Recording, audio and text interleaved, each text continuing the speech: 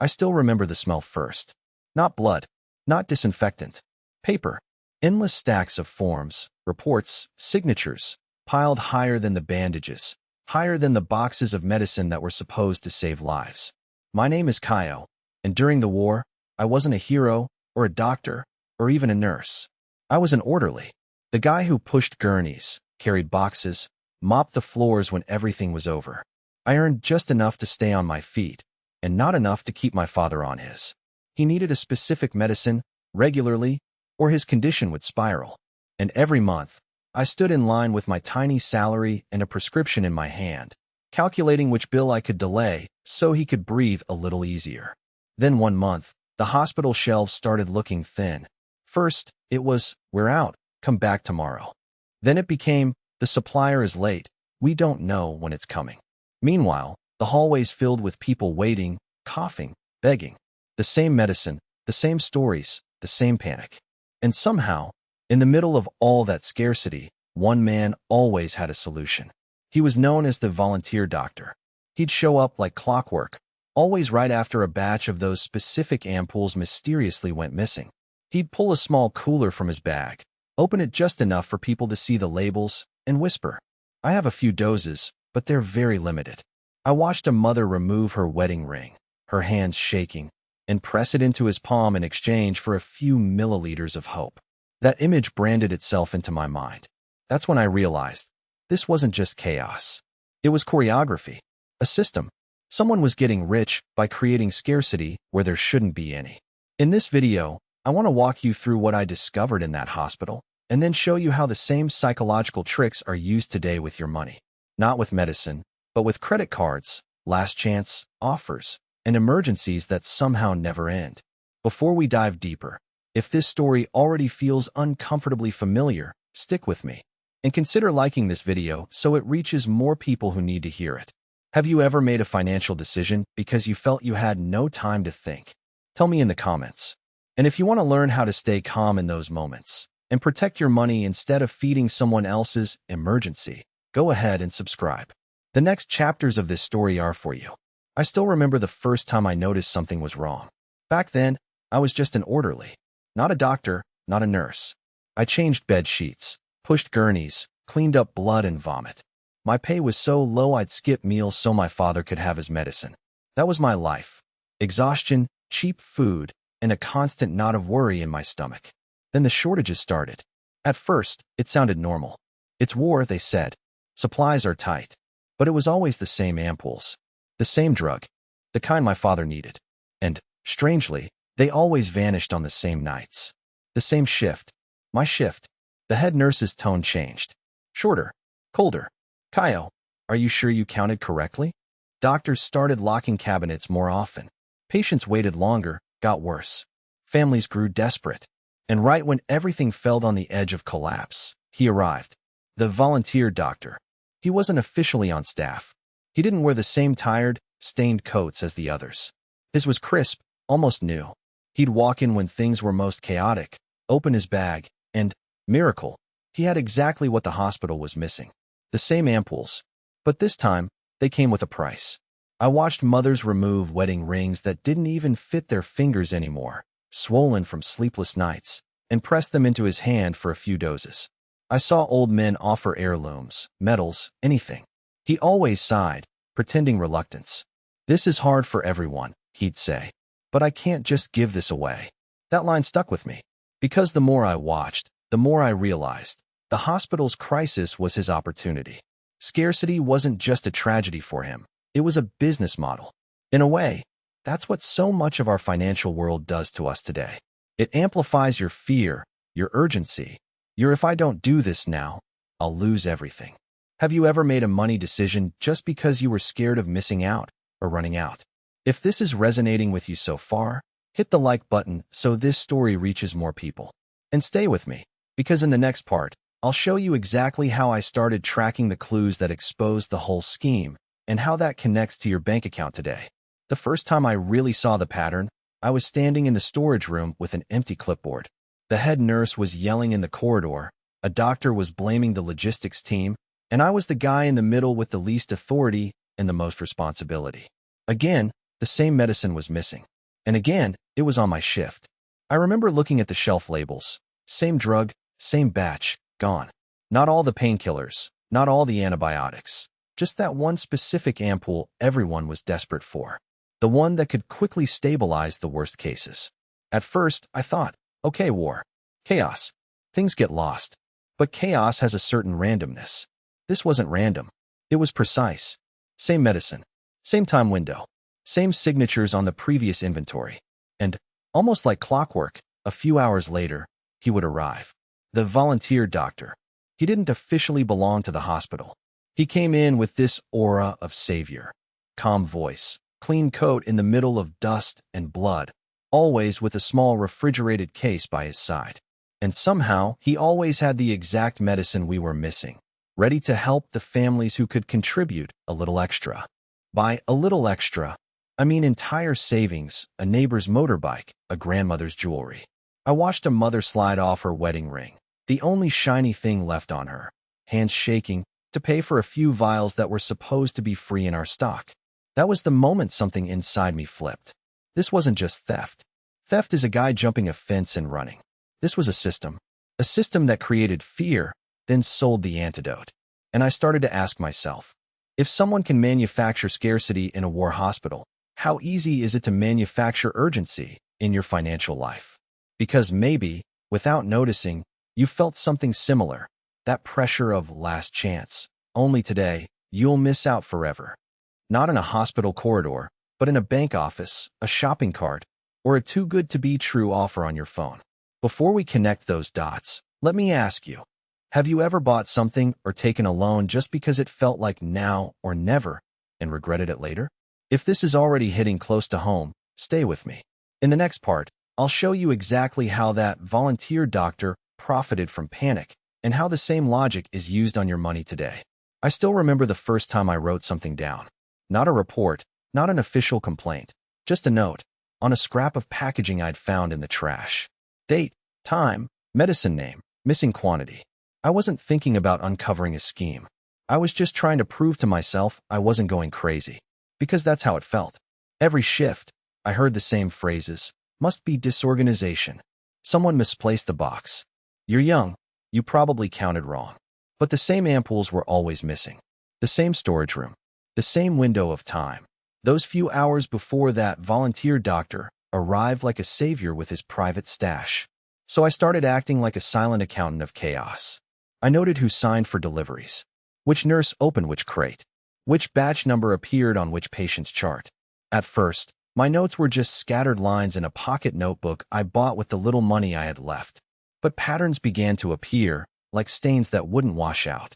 Crates that supposedly never arrived showed up later, half empty and rerouted. Signatures on forms from people who weren't even on duty that day. Patients discharged too early, only to return worse, exactly when the alternative supply was conveniently available at triple the price. And in the middle of all that, there was my father's prescription. The medicine he needed came from the exact same supplier. Same route. Same delivery days. And guess what? The same unforeseen shortages. That's when the story stopped being just about outraged patients and started being about my own fear. Because suddenly I realized, whoever controlled the scarcity controlled me. My hunger, my father's health, my choices. So I kept writing. Lines became tables. Tables became routes. Routes became a map. Not a map of a hospital, but of a system. One built on urgency. Before I continue, if this kind of breakdown of what's really going on behind the scenes is useful to you, you might want to tap like, so this reaches more people who feel something's wrong but can't explain it. Tell me in the comments. Have you ever felt that sudden emergency was more convenient for someone else than it was real? Because in a moment, I'll show you how that same logic of manufactured scarcity walks right into your bank account, your credit card, your everyday decisions, and how you can defend yourself. And if you want to follow that path step by step, consider subscribing so you don't miss the next parts of this story. I walked out of that hospital feeling like I'd just stepped out of a different war. On the streets, it was quieter. No stretchers, no blood, no sirens. But once I started paying attention, I realized the same pattern was everywhere, just cleaner, better dressed, and with nicer logos. In the hospital, they created artificial scarcity with medicine. Out here, they do it with money. I started noticing how every ad screamed urgency. Last chance. Only today. Limited spots. Same tone as that volunteer doctor. If you don't act now, you'll lose everything. Different setting, same pressure. Banks would call friends of mine offering pre-approved credit like it was a gift. It's an opportunity. It expires soon. You don't want to miss this rate. They never said, if you take this now, without a plan, you'll chain your future paycheck to this decision. I watch people get a loan to pay off another loan, like patients swapping pain instead of curing it. That's when I understood. If you don't have your own numbers, your own plan, you end up living by theirs. So I did with money what I had done in that hospital. I started tracking, not obsessively, just enough to see patterns. I wrote down how much actually came in, how much actually went out, what was fixed, what was impulse, what was pure panic spending. It was uncomfortable, like looking at a bad X-ray of your own bones. But slowly, I saw where scarcity was real and where it was manufactured. I cut the panic triggers first, not the essentials. Notifications from banks pushing offers. Shopping apps sending flash sales at midnight. Email promos screaming, only 5 left. Funny thing, once I shut down the noise, I stopped feeling so poor and late. I wasn't richer yet, but I was calmer. And calm, I learned, is a kind of wealth. Tell me, where do you feel this artificial urgency the most? Social media, banks, friends, family? If this is making you rethink some opportunities you've been offered, save this video, hit like so it reaches more people, and stick with me, because next, I'll show you how I built my first real emergency fund from almost nothing. When I finally saw the whole scheme, it was like someone turned the lights on in a dark room. The volunteer doctor wasn't stealing everything. He was stealing just enough. Enough to make the line grow. Enough to make the nurses desperate. Enough to make mothers panic.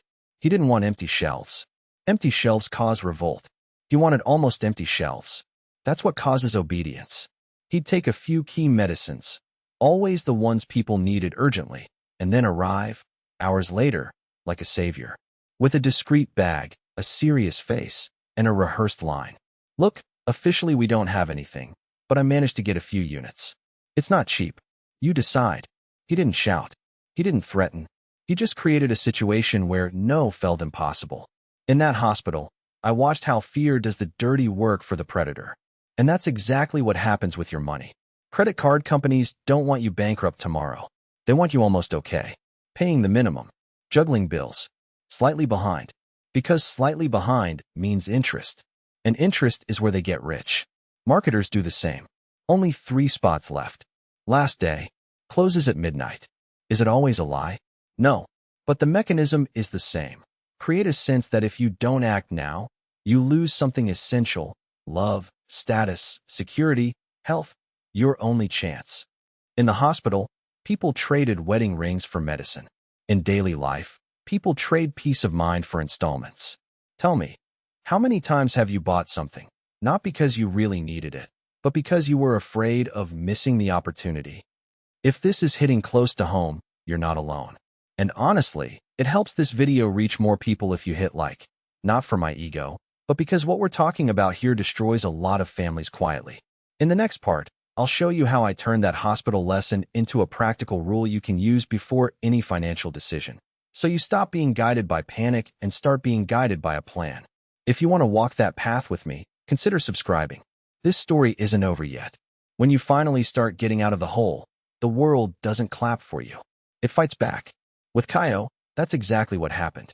Once he mapped everything, the medicine routes, the fake shortages, the miracle doctor schedule, he did something nobody expected from just an orderly. He stopped reacting and started acting on a plan. First, he made himself untouchable financially. He cut everything that wasn't survival. No cafe on the way to work. No little rewards after long shifts. For 3 months, every spare coin went to one goal. Buy 3 months of his father's medicine in advance. Why? Because there is no negotiation when someone you love might die. That's the emotional blackmail scarcity uses against you. He decided, I'll remove their leverage over me first. Once he had that tiny cushion, something changed in his head. The panic volume dropped a little. And when panic goes down, clarity goes up. It's the same with your money. Your first mini victory, Out of the red is not paying off everything. It's buying yourself a little breathing room. Maybe $200 in an emergency account that you swear you won't touch unless it's truly urgent. Not sale urgent. Real urgent. That's your anti-panic shield. With that secured, Caio started doing the most dangerous thing someone low in the hierarchy can do. Ask calm questions. He'd say things like, "Strange, the inventory sheet says 200 ampoules, but we only received 140. Could there be another form I'm missing?" Always innocent. Always curious. Always taking notes. People underestimate someone who writes everything down. He connected dates, signatures, shipment codes. The pattern became undeniable, even to those who didn't want to see. And when the scandal finally broke, everyone said, "It was obvious." But it's never obvious while you're drowning. Let me ask you, are you still making financial decisions from that same place of panic, overdraft, credit card minimum? I'll fix it next month. Or have you already built at least a small breathing space? If this is hitting a little too close to home, stay with me. In the next part, I'll show you exactly how to build your own anti-scarcity system, step by step, so you don't have to depend on miracles or miracle workers. And if you want more stories that turn chaos into practical money moves, consider subscribing so you don't miss the next chapter. And that's how a broke hospital orderly, standing in a hallway that smelled like bleach and fear, figured out that the real business wasn't medicine, it was urgency. Back then, I thought power came from titles, white coats, and fancy offices. Today I know, a lot of power comes from knowing how panic works and refusing to be controlled by it. That volunteer doctor made money by creating artificial scarcity. He'd let the pain grow, let the desperation rise, and then appear as the savior with a limited solution, only for those who decide now. Look around your life today. The tools changed, but the script hasn't. Only today. Last units. Offer expires in 3, 2, 1. Approved instantly, no questions asked. If, every month, your paycheck evaporates in the first week. If your heart races when your banking app opens. If you've ever clicked buy or accept credit just to silence that discomfort in your chest, then someone, somewhere, has learned how to profit from your urgency. The way out isn't a miracle. It's the same thing I used in that hospital.